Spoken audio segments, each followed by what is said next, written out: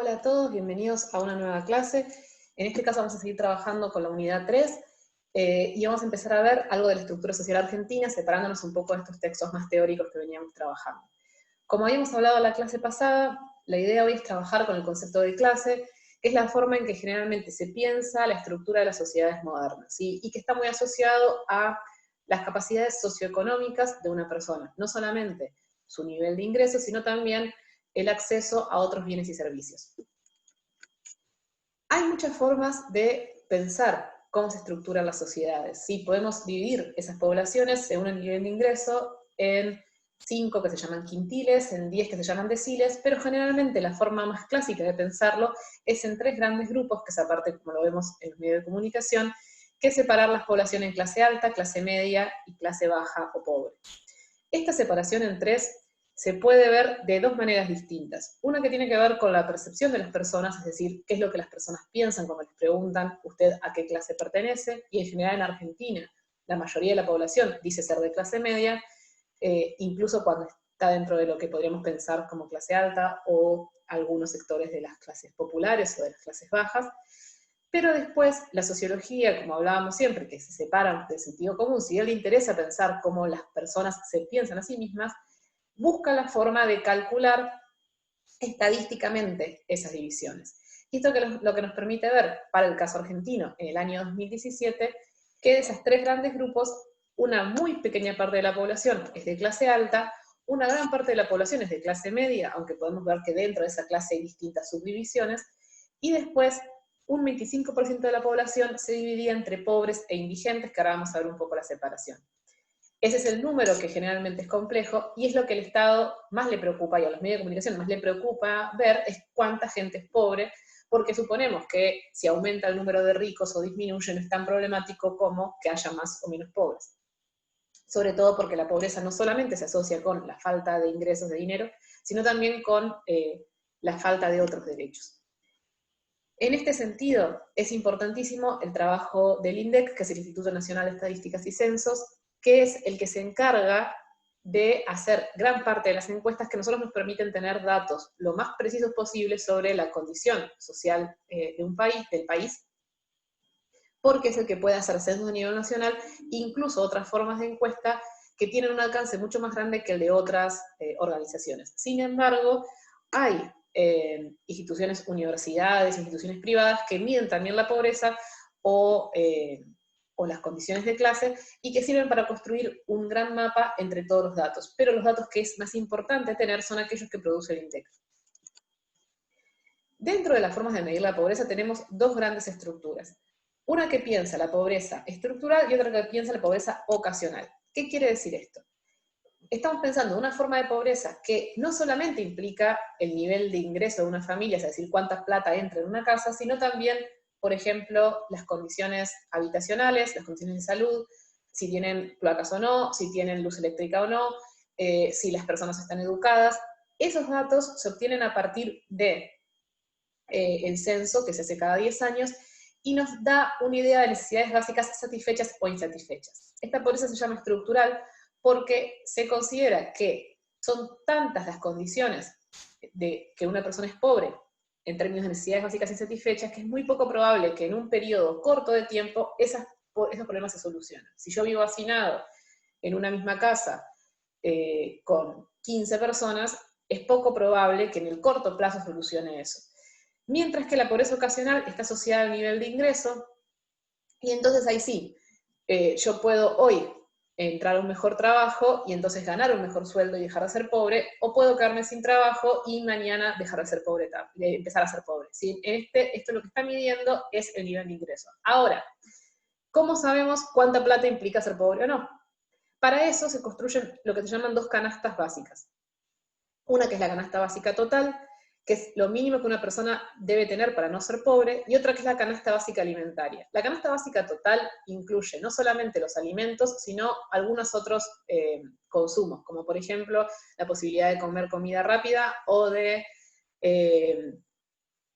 acceder a algún entretenimiento. ¿Sí? Esto son una serie de cosas que se consideran y que el Estado mismo hace una lista de precios de cuánto sale eso, y entonces ve, bueno, para poder hacer todas estas cosas hay que tener tanta plata. si uno puede, si uno tiene esa plata, deja de ser pobre, y si no la tiene, es pobre.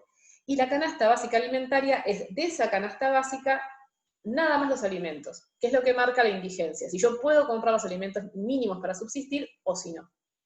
Hay otras formas de medir también la pobreza que se llaman multidimensionales. Por ejemplo, la Universidad Católica ha hecho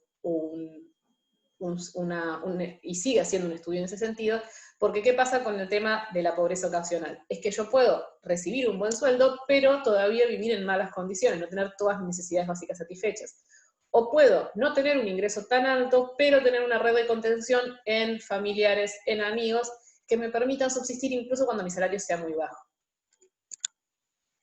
Si vemos esto, vamos a ver cómo se calcula. Para mayo de 2019 vamos a trabajar con datos del año pasado, porque este año, en medio del contexto de la pandemia, ha sido complicado tener otros datos.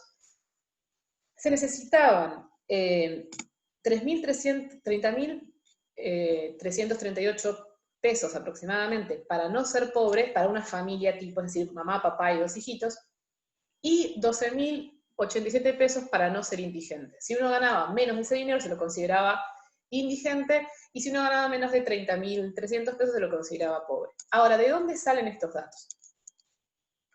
Lo que se hace es construir esta canasta básica que les decía, y se calcula una unidad por hombre adulto, y se dice, bueno, un hombre adulto necesita tanta plata para subsistir, y en función de eso se calcula aproximadamente cuánto necesitaría una mujer, un niño, un adolescente, sí, que es lo que vamos a ver ahora. Fíjense, esta es lo que se llama la unidad equivalente, ¿sí? La unidad de equivalencia es esto que les decía. Un hombre varón entre los 30 y los 60 años es la unidad 1. Y después, cada uno va a ir teniendo una distinta proporción. Vamos a sacar el cálculo para una familia tipo, como decíamos hoy, y entonces van a ver, vamos a tomar, por ejemplo, un hombre de 30 a 45 años que vale 1, una mujer de 30 a 45 años que vale 0,77, y 2 niños de 6 y 9 años. Fíjense que en algunos momentos los datos entre varones y mujeres son los mismos y en algunos momentos cambian. Sobre todo en los niños varones se considera que gastan más energía o que necesitan más plata para subsistir que una niña, y un adulto hombre más que una adulta mujer, porque tiene que ver también con que dentro de esa canasta básica está la canasta alimentaria, y ahí son necesarios otros nutrientes para estar dentro de la línea nutricional correcta. Fíjense entonces que para mayo del año pasado hacían falta unos 9.800 pesos para que un hombre adulto tuviera su canasta básica completa, y unos 3.900 para que tuviera su canasta alimentaria completa. Si ganaba por lo menos 4.000 pesos, se consideraba que iba a poder alimentarse, y si ganaba por lo menos 9.800 pesos, que iba a poder subsistir. Esto es un poco polémico porque aparte Argentina tiene una alta inflación, pero es lo que nos permite establecer un promedio. Si después, como hablamos siempre en sociología, si la persona se gastaba toda la plata en algo que no era alimentarse, eso ya el Estado no puede regularlo, pero sí puede decir, este es el dinero mínimo que necesitas para poder comer, este es el dinero mínimo que necesitas para no ser pobre. Entonces, si vemos esto aplicado, como les decía más temprano, fíjense, que un hombre adulto es una unidad de medición, entonces son esos 9.800 pesos. Una mujer adulta es 0,77, que quiere decir que gasta menos energía y necesita menos dinero para poder subsistir, que sería equivalente a unos 7.500 pesos. Un niño de 9 años necesitaría unos 6.700 y una niña unos 6.200. Entonces, esa familia necesitaría alrededor de 30.400 pesos, un poquito más de lo que habíamos visto, para poder subsistir, ¿sí? Para poder tener sus necesidades básicas satisfechas según la canasta, ¿sí? Acá otra vez no estamos midiendo en la calidad de la vivienda, ni la calidad de acceso a la salud, sino que puedan comer, vestirse y ir alguna vez al cine, ¿sí? Eso es lo mínimo que necesita una familia para no ser pobre. Ahora, fíjense que esto es problemático. ¿Por qué? Porque ese mismo año el salario mínimo era de 12.200 pesos. Es decir, lo mínimo que un empleador estaba obligado a pagarle a un trabajador, según el Estado, eran 12.200 pesos. Es decir, que una familia, como la que habíamos visto, con 2 adultos y 2 niños, solamente ganando el salario mínimo, estaría ganando 24.400 pesos, y nuestra línea de pobreza era de 30.300. Es decir que 2 salarios mínimos el año pasado no alcanzaban para cubrir la canasta básica. Se supone, o lo ideal sería, que el Estado y los privados negociaran canastas básicas que supusieran que si 2 personas ganan la canasta básica, eso les alcanzara para entrar por lo menos en esa línea de pobreza. Si sin embargo muchas veces eso no pasa, por esto que hablábamos, porque los precios aumentan más rápido que los salarios, y porque las condiciones de trabajo muchas veces no son las mejores, y acá estamos hablando de salarios mínimos para el Estado, ¿sí? Sin pensar, por ejemplo, en gente que trabaja en negro, es decir, gente que percibe un salario que incluso puede ser más alto que el salario mínimo, pero que no tiene lo que se llaman prestaciones sociales. Por ejemplo, obra social, aporte jubilatorio, sí que es una parte de lo que se le va a pagar al empleado, que el empleador pone en el Estado para que el día de mañana esa persona se pueda jubilar. Y acá no estamos hablando por sobre esas condiciones de trabajo, que si les interesa, coméntenme y lo profundizamos un poco más la clase que viene. Y al mismo tiempo está esto que hablábamos de la devaluación del valor de los sueldos, ¿sí? Por esto de la inflación, porque los precios aumentan más rápido de lo que aumenta el sueldo y porque nuestra economía se ha ido devaluando. Fíjense que en noviembre de 2015 un salario mínimo, el salario básico equivalía a $580. Para mayo de 2019, el salario básico equivalía a $271. No saqué la cuenta de este año para que no nos deprimamos. Y fíjense que dentro de esa variación, los salarios, ¿sí? ¿Esto qué quiere decir? Que yo hago el mismo trabajo, pero gano un sueldo que puede ser más alto en números, pero que me alcanza para menos cosas. Fíjense que casi todos los trabajos redujeron su valor real, a excepción de la asignación universal por hijo, que logró mantenerse, si no por encima de la inflación, por lo menos mejorar un poco en relación a años anteriores. ¿Sí? ¿Esto qué quiere decir? Que de diciembre de 2015 a marzo de 2019, lo que ganaba, por ejemplo, un jubilado medio, disminuyó su valor real en un 10%. Es decir, la persona puede ser que gane más en términos de números, pero esa plata le alcanza para hacer un 10% menos de las cosas que le alcanzaba en 2015. Entonces, esto es lo que nos permite medir la pobreza. Ahora vayamos al otro extremo. ¿Quién es rico en Argentina? Sí, ya sabemos que las condiciones de pobreza en Argentina son complejas, como en toda América Latina, pero el tema es pensar, bueno, si los pobres los podemos medir de esta manera, ¿quiénes son los ricos? Y acá yo siempre hago un poco este juego. Pienso en 4 personas que nosotros podríamos pensar que son muy ricas, y ver después quiénes son los efectivamente ricos en el país. Si nosotros muchas veces tenemos una imagen de qué implica ser rico, que dista bastante de las personas que realmente tienen fortunas. Acá yo pongo siempre 4 ejemplos, que son Messi, Susana Jiménez, que tiene mucho más dinero del que pensábamos, Mirta Legrand, y lo puse a Macri el año pasado porque todavía era presidente, pero que más allá de su condición de presidencia, y esto no es un comentario político, sino que viene de una familia de empresarios. Entonces, bueno, a ver cuánto gana, cuánta plata tiene un empresario, y vamos a ver que en ese sentido Macri no es de los empresarios más ricos del país. Fíjense que estos son algunos datos, están un poco desactualizados, pero es lo que públicamente se muestra. Messi tiene $400 millones, Susana tiene 100 millones, Macri tenía en 2017 100 millones, ahora quizás tenga un poco más porque falleció el padre el año pasado y debe haber heredado, y Mirta unos 75 millones. ¿Esto qué quiere decir? No es que tienen esa plata en una caja fuerte, sino que entre propiedades, autos, empresas y demás, juntan esos millones. ¿Sí? Esta es la gente que nosotros podríamos pensar que es rica en Argentina. No logré saber cuánta plata tenía Tinelli, que es otro de los que quizás es de nuestros ricos locales. Ahora, fíjense, ¿quiénes son las personas más ricas en Argentina? ¿Sí? Estas son las 7 personas más ricas para la revista Forbes, que es una revista de economía, para el año 2019. Fíjense que acá no aparecen estos famosos, y al contrario, estos famosos son bastante pobres al lado de esta gente, sin embargo son muchísimo más ricos que nosotros, claramente. Y entonces vemos que quien es más, la persona que tiene más dinero en Argentina, en términos de propiedades, de negocios, y acuérdense que no es solamente la plata que tiene en el banco, sino todo lo demás, es Paolo Roca, que es el dueño de la empresa Techin, que se ha sonado mucho estos días.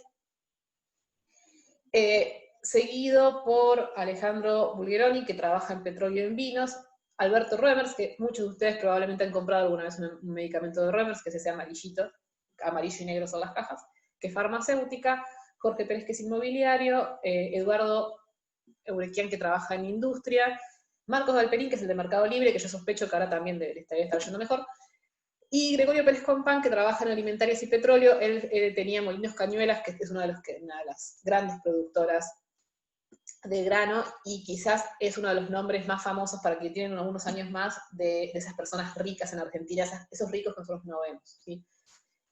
Esto, ¿para qué lo digo? Para que veamos un poco qué implica ser rico y cómo dentro de la riqueza también hay un gran abanico. Si bien para nosotros hay gente que puede parecer rica porque es muy mediática, muchas veces los ricos no son gente que nosotros vemos en los periódicos y demás, y que en Argentina la riqueza está muy asociada a el trabajo industrial y en menor medida, aunque con cierto avance, a el área de servicios en Internet, como es el caso de Marcos Galperín, y vamos a ver que eso está asociado a que las personas más ricas del mundo también están en el área de servicios de Internet, que son Jeff Bezos, que es el dueño de Amazon, y Bill Gates es el segundo, que es el dueño de Microsoft, que todos conocemos como un caso rico, ¿no?